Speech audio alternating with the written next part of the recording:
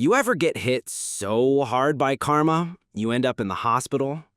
That's exactly what happened when some punks in a red truck thought they could smash an old professor's mailbox every night without consequence. What they didn't know, two engineering students were about to turn that mailbox into a weapon of poetic justice. If you've ever been wronged, disrespected, or underestimated, hit that like button and settle in.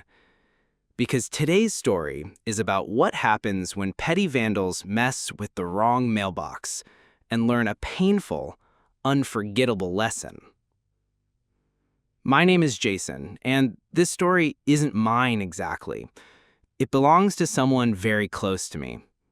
I first heard it from my dad at the funeral of a man I grew up calling Uncle Dale. Not family by blood, but family in every other way. Uncle Dale was unforgettable, mischievous, brilliant. He had that twinkle in his eye, like he was always thinking 3 steps ahead of you. This isn't just a story of revenge. It's the story of 2 underdogs delivering justice for someone who couldn't fight back, with creativity, engineering, and a little bit of poetic flair. Picture a quiet university neighborhood. Small houses, modest faculty homes, a mailbox out front, or at least there used to be. Every couple of nights, someone smashed it. Not once, not twice, 5 times. Always at night, always the same red truck. The professor's wife was scared. He was exhausted.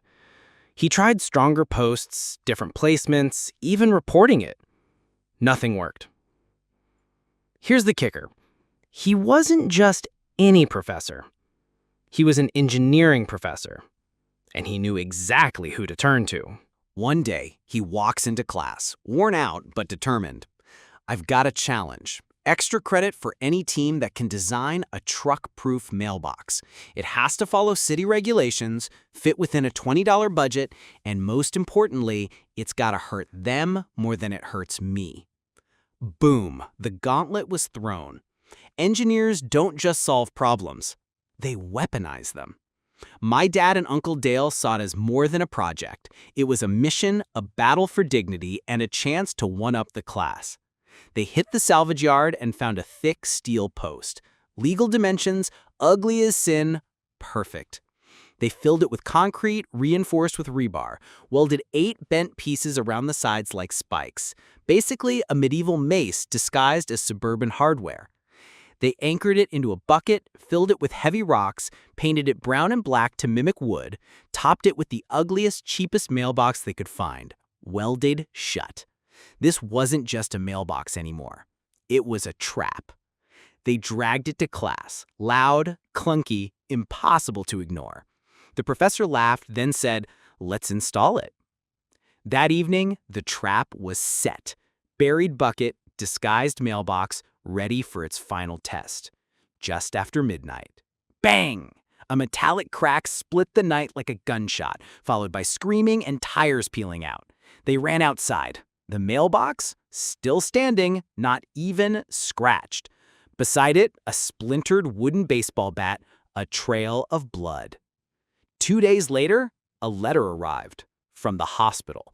Turns out the passenger of the red truck shattered his arm and shoulder trying to bash the mailbox. They even tried to sue the professor, but the lawyer took one look. So you're admitting to vandalizing private property repeatedly and on purpose? The lawsuit vanished faster than their truck.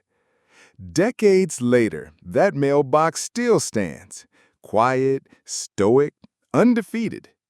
Other students brought in their own mailbox projects, but none had been battle-tested like this one. None had a story like Uncle Dale and my dad's. Imagine a cocky vandal thinking he's getting mailbox number 6. Instead, he swings, screams, breaks his arm, speeds off humiliated, defeated. Justice didn't yell, it didn't chase him.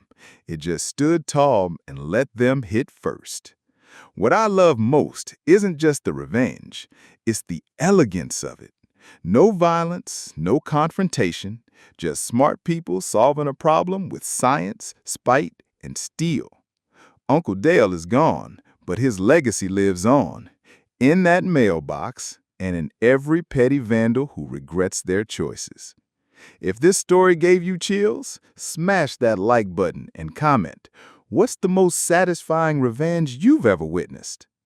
And subscribe and follow for more stories where karma isn't just real, it's engineered.